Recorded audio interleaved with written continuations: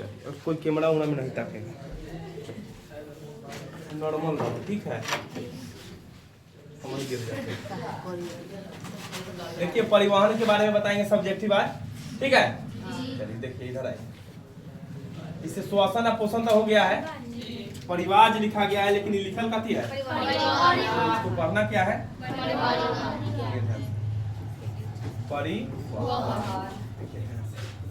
परिवहन क्या है, यही ना है आपका, परिवहन क्या है, समझ रहे हैं। देखो गड़बड़ा रहा है, छोड़ देंगे आगे। श्वसन और पोषण दोनों कंप्लीट है। श्वसन क्या है, सांस लेना, मतलब ऑक्सीजन बाहरी वातावरण से ग्रहण करना, और कार्बन डाइऑक्साइड क्या कहलाएगा, श्वसन के दो क्रिया, उच्च श्वास और प्रश्वास, दोनों मिलके क्या कहेगा, श्वासोच्छ्वास। अब सुनिएगा, उसके अलावा पोषण पढ़ाए थे। अच्छा हमें बताइए था पोषण क्यों जरूरी है। जितना मानसिक और शारीरिक क्रिया है उसको संपन्न कर। देखो वीडियो बन रहा है, इसका मतलब नहीं कि डाउट ना पूछेंगे, पूछ ही सकते हैं, नाम धरा के खड़ा भी करा सकते हैं, ठीक है। बस सतर्क से खाली आप लोग पढ़िएगा। तो हम अभी बताएंगे आप लोगों को, कथी बताएंगे, परिवहन। तो परिवहन के बारे में आई नोट्स जो है एडिशन ले लीजिएगा, आप लोग बताएंगे परिवहन क्या है। ध्यान सुनिएगा, आवश्यक पदार्थों का, आवश्यक हम आपको याद भी करा देंगे। देखते आवश्यक पदार्थों का, देखो तो कैमरा में लिखावट आ रहा है, आवश्यक पदार्थों का शरीर के कोशिकाओं तक पहुंचना, शरीर के कोशिकाओं तक, ध्यान से सुनिएगा, जितना भी आवश्यक पदार्थ है उसको कहाँ पहुंचना है, शरीर के कोशिकाओं तक, और अनावश्यक पदार्थों को शरीर से बाहर निकालना क्या कहलाता है, क्या कहलाता है, या अनावश्यक पदार्थों का उसके गंतव्य स्थान पर, मूल स्थान तक पहुंचना क्या कहलाएगा। फिर से बता रहे हैं, आवश्यक पदार्थों को शरीर के विभिन्न कोशिकाओं तक पहुंचना, आवश्यक पदार्थ कहाँ पहुंचेगा, शरीर के विभिन्न कोशिकाओं तक, और अनावश्यक पदार्थ को उसके गंतव्य स्थान तक पहुंचना क्या कहलाएगा,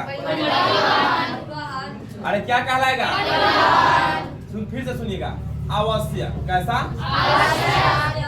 आवश्यक पदार्थों का शरीर के कोशिकाओं तक और अनावश्यक पदार्थों को गंतव्य स्थानों तक पहुंचना क्या कहलाता है, परिवहन। याद हो गया, चलो बताओ परिवहन कैसे करते हैं। आवश्यक पदार्थों, तू है आगे बैठा, बोलो। आवश्यक पदार्थों शरीर के सभी कोशिकाओं तक पहुंचना परिवहन। चलिए बहुत बढ़िया, परिवहन हो गया। अब परिवहन के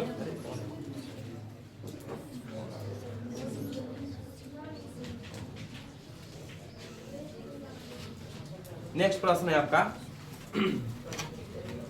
ये समझ लो क्या है, ये आपका थ्योरी है, थ्योरी कंप्लीट होते है इसके बाद ऑब्जेक्टिव करा देंगे, ठीक। ऑब्जेक्टिव तो तीसरा हो गया होगा बायोलॉजी का, परिवहन से हुआ है कितना, कितना से कितना के बीच हो गया है ऑब्जेक्टिव, 150 हो गया होगा। नेक्स्ट देखिए,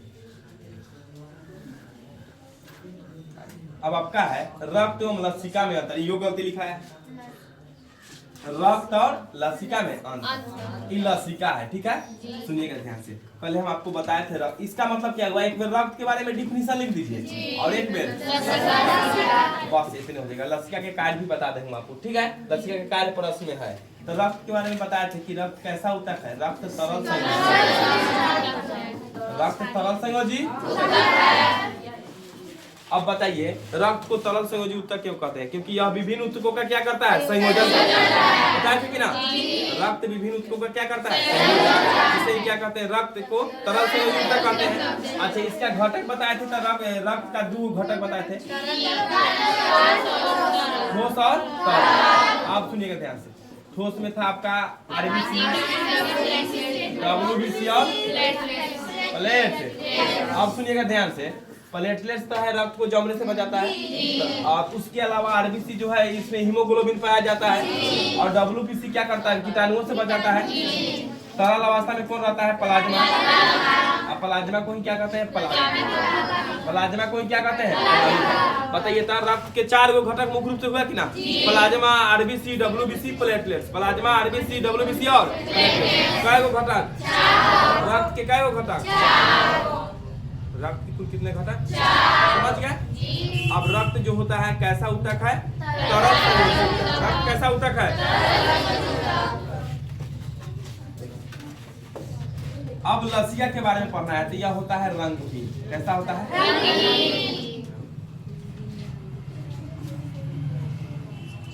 लसिया कैसा होता है? रंगहीन या हल्का पीला रंग का होता है। हल्का पीला रंग का। इसके अलावा होता है पानी जैसा। इसके अलावा क्या होता है? तरल होता है। बताइए लसिका क्या है? लसिका रंगहीन पानी जैसा तरल पदार्थ। कौन? लसिका। तरल संयोजी उत्तर कौन है? रक्त।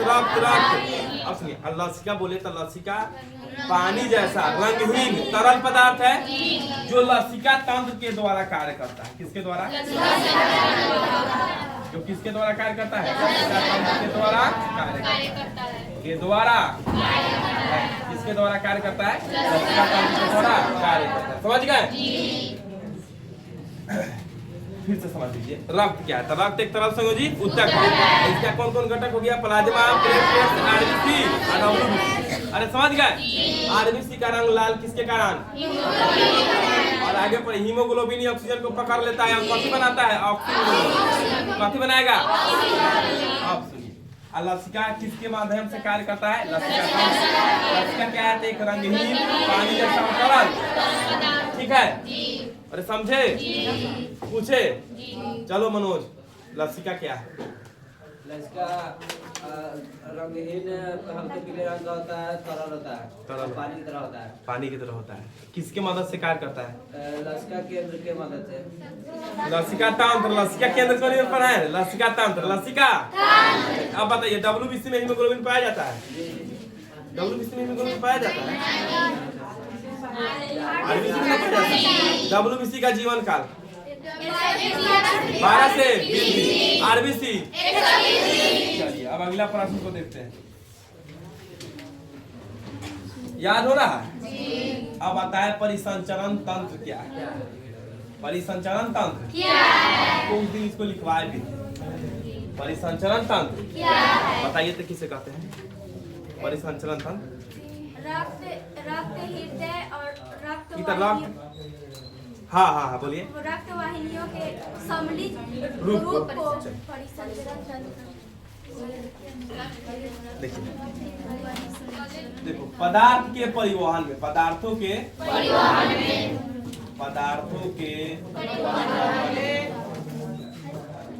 जो अंग एवं ऊतक भाग लेता है। पदार्थों के परिवहन में जो अंग एवं ऊतक भाग लेता है उसे परिसंचरण। सब मिलकर क्या चीज बनाता है? परिसंचरण। ठीक है? जैसे हो जाएगा रक्त वाहिनी काय बताए थे? रक्त वाहिनी काय। इसके अलावा क्या हो जाएगा आपका? और क्या हो जाएगा? लसिका। समझ गए? परिवहन के काम में जो जो अंग या ऊतक भाग लेता है वो सब मिलकर कथी बनाता है? परिसंचरण। परिवहन के काम में जो जो क्या अंग एवं ऊतक, जो जो अंग एवं भाग लेता है। अच्छा बताइए, आपसे पूछे रक्त क्या है? तो रक्त एक अंग थोड़ी है ना, रक्त एक ऊतक है। वो भी कैसा ऊतक? अच्छा, रक्त का पीएच मान बताइए था। 7.4। आपके साथ दो ऑप्शन है, रक्त अम्लीय या क्षारीय। क्षारीय है तो एक मिनट चुपचाप रहिए। रक्त अम्लीय है या क्षारीय? तो रक्त कैसा है? क्षारीय। लड़का समय से पूछ रहा है क्षारीय क्यों है? पीएच मान 7 से, और जिस विलियन का पीएच मान 7 से ज्यादा वो क्या होता है? क्षारीय। और जो 7 से कम अम्लीय। अब बताइए, पदार्थों के परिवहन में जो अंग एवं ऊतक भाग लेता है उसी को क्या कहते हैं? जैसे रक्त वाहिनिकाएं और हृदय सब हो गया। या ये भी बोल सकते हैं रक्त वाहिनिकाएं, लसिका और हृदय को सम्मिलित रूप से क्या बोलते हैं? परिसंचरण। समझ गए?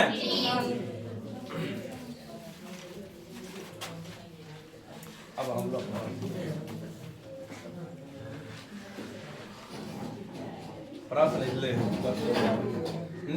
बढ़िया है। पादप में जल एवं खनिज का वहन कैसे होता है?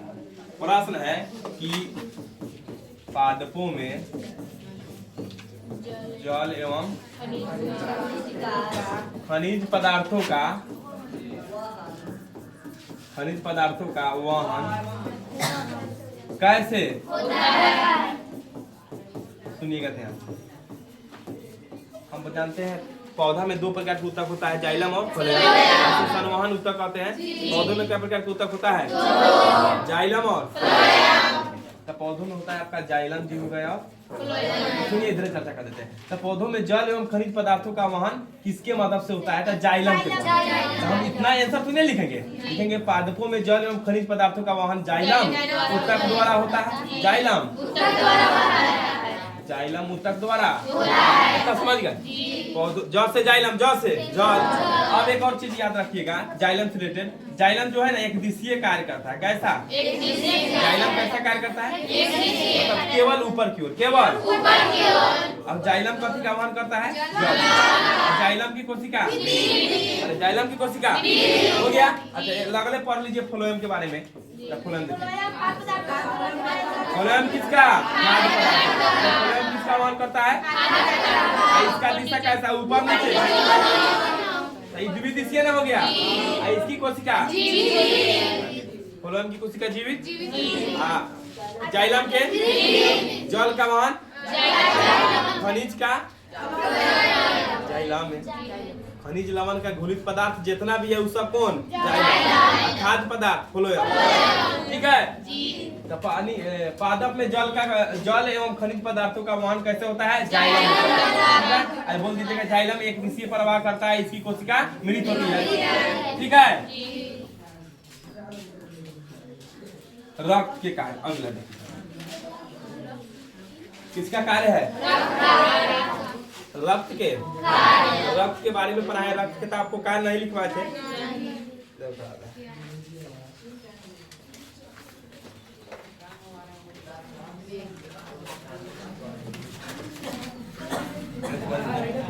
बोलेंगे सबसे पहले रक्त एक तरल संयोजी। रक्त क्या है? तरल संयोजी। अरे रक्त क्या है? तरल संयोजी। सुनना, रक्त क्या है? तरल संयोजी। सही को माइंड भटकाएगा कोई पीट देंगे कह दे रहे। रक्त कैसा है? और इसका पीएच मान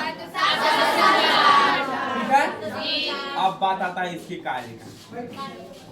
कार्य में पहला हो जाएगा, ध्यान से सुनिएगा, रक्त परिवहन का कार्य करता है। रक्त परिवहन नहीं, रक्त एक जो परिवहन जैव प्रक्रम का हिस्सा है उसका कार्य करता है। रक्त परिवहन का कथी का? परिवहन का कार्य। दूसरा लिख सकते हैं ऑक्सीजन का परिवहन करता है। ऑक्सीजन का परिवहन। आप लोग से एग्जाम में पूछता है रक्त का दो कार्य, तो हो गया ऑक्सीजन का परिवहन। अब परिवहन जो पर्सनल होता है उसमें पढ़े कि ना परिसंचरण का हिस्सा है। आप सुनिएगा, परिवहन का कार्य करता है तो रक्त में हीमोग्लोबिन ही ना पकड़ लेता है ऑक्सीजन को। समझ गया? हीमोग्लोबिन एक वर्णक है जिसके कारण रक्त का रंग कैसा होता है? रक्त में हीमोग्लोबिन रक्त कैसा रहता है? बैगनी। आप सुनिएगा, इसके अलावा यह क्या करता है? हार्मोनों का परिवहन करता है। कथी का? हार्मोनों का परिवहन कौन करता है? रक्त। फिर से पढ़ लीजिए, रक्त का एक तरह से ऊतक है, पीएच मान कार्य क्या करता है? परिवहन का परिवहन करता है और हार्मोनों का परिवहन करता है। फिर से बताइए, रक्त का पीएच मान कैसा ऊतक है? कथी का परिवहन करता है? ठीक। अगला प्रश्न देखते हैं। देखिए अगला प्रश्न, मानव में परिवहन तंत्र के घटक बताएं। मानव में परिवहन तंत्र के परिवहन तंत्र या परिसंचरण तंत्र के घटक आपको बताए हैं।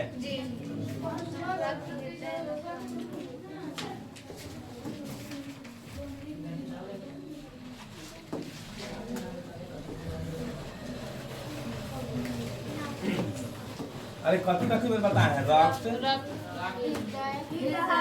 हृदय, रक्त, ये सब को बताएं कि सम्मिलित रूप से क्या कहते हैं? परिसंचरण तंत्र। परिसंचरण तंत्र को ही क्या कहते हैं? परिवहन। परिसंचरण तंत्र को ही क्या कहते हैं? समझे? ये सब समझ गए? फिर से रक्त, हृदय, रक्त वाहिनिकाएं और लसिका भी बोल सकते हैं। रक्त, हृदय, रक्त वाहिनिकाय, रक्त हृदय रक्त परिसंचरण तंत्र के घटक बोले तो रक्त हृदय। आगे पढ़िएगा तो यही में आता है सीरा और धमनी। सीरा और धमनी शुद्ध रक्त को फेफड़ा से पूरा शरीर में फैलाता है और सीरा अशुद्ध रक्त को सब्तर से लेके फेफड़ा में ले आता है। अरे समझ गए? ये नहीं एगो रहता है फुफ्फुस सीरा जो उल्टा काम करता है, उधर भी रहता है फुफ्फुस धमनी। अब आते हैं बात, समझ गए? रक्त हृदय और रक्त मानव में परिवहन तंत्र के घटक बताया तो रक्त हृदय रक्त हृदय रक्त। चलिए तक आप अब एक पूछते हैं फिर से अपने का सब लड़का से पूछते हैं, कौन से पूछे? चलो तो सुखा रक्त का पीएच मान रक्त कैसा होता है? रक्त के बताइए तो रक्त के कई घटक मुख्य रूप से कौन कौन?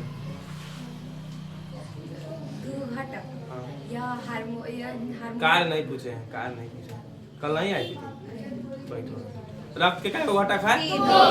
अरे ठोस भाग और तरल भाग। ठोस भाग में 3 गोरे आरबीसी डब्ल्यूबीसी प्लेटलेट और तरल भाग में प्लाज्मा या प्लाज्मा या। अगला प्रश्न पढ़ते हैं।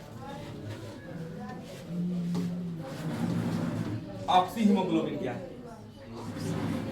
ऑक्सी शांति से सुनिए।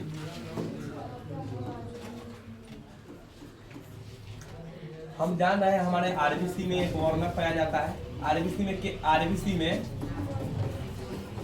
हीमोग्लोबिन नामक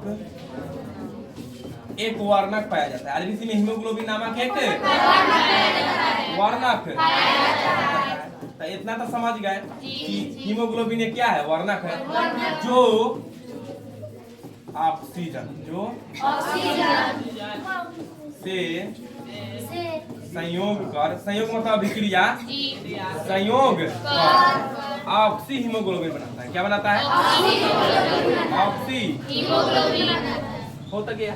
अरे आरबीसी में पाया जाता है हीमोग्लोबिन जो ऑक्सीजन से अभिक्रिया कर क्या बनाता है? ऑक्सीजन। इधर ट्रिक से कैसे याद करेंगे?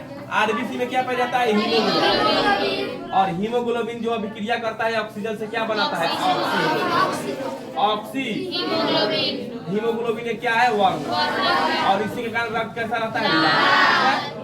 समझ गए?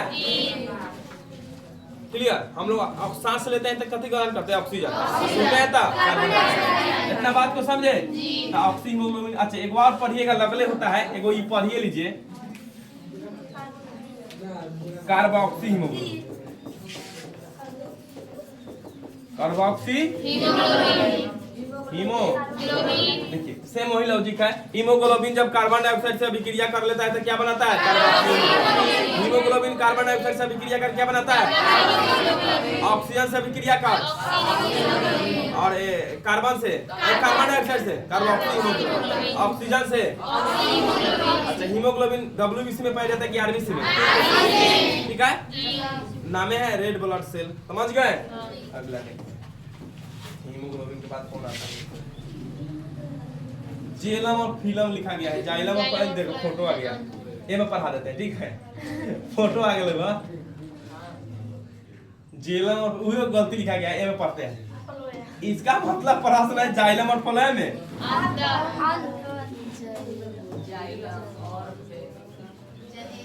इसको हटाइए, गलती लिखा गया है। आप सब आपका प्रश्न है जाइलम एवं फ्लोएम में अंतर लिखे। जाइलम एवं फ्लोएम में। अब हम आप लोग को खुद कष्ट करेंगे, पढ़ाएंगे और बाद इंटरनेट नोट जाकर निकलवा लीजिएगा। ठीक है, जाइलम एवं फ्लोएम में पहले एक तरफ सजा के लिखा जाता है जाइलम। अखर आप लोग को अभी थोड़ा देर पहले हम पढ़ा ना दिए। अरे अंतर में कुछ नहीं रहता है। जाइलम एक तरफ, जाइलम का खासियत एक तरफ हम लिखेंगे जाइलम जल का वहन करता है, फ्लोएम खाद्य पदार्थ। जाइलम एक दिशीय कार्य करता है। आई या ऊपर नीचे? इकाई दिशिए, द्विदिशीय। जाइलम की कोशिका, फ्लोएम की कोशिका, बात खत्म, बहुत नोट। जाइलम की कोशिका, फ्लोएम के, जाइलम जल का वाहन, फ्लोएम खाद्य पदार्थ। जाइलम एक दिशीय प्रवाह करता है, फ्लोएम एक दिशीय मतलब केवल ऊपर की ओर। फ्लोएम दोनों ऊपर ऊपर ऊपर और समझ गए? बताइए जाइलम और फ्लोएम आदमी में पाया जाता है कि पौधा में? पौधा में ना पाया जाता है। हम लोग खा रहा है, खाद्य पदार्थ जा रहा है, मांस पे भाता आ गया। अब समझिए ध्यान से, जाइलम और फ्लोएम के बारे में पढ़ लिए। इसको मूल रूप से कहते हैं संवहन। क्या कहते हैं? संवहन। जाइलम और फ्लोएम को क्या कहते हैं? क्लियर?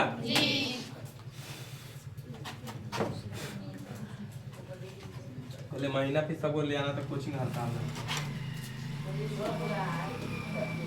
का हो गया, रिकॉर्ड हो रहा था, का हो गया? अब किसका काम आ गया?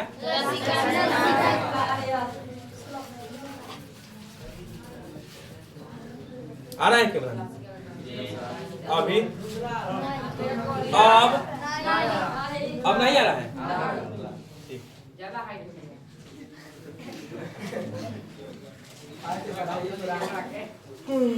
देखो लसिका के कार्य देखिए इधर आइए।